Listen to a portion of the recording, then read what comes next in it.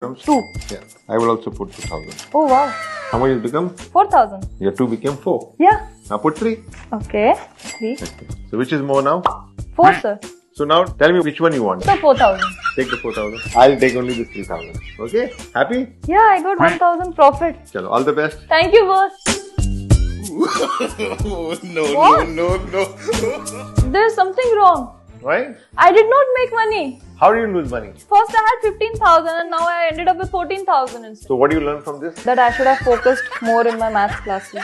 No, it's not math. Remember, there is nothing called fast money. Never fall for any scammers who will say, I will make fast money for you, I will double your money. Because you will end up losing money.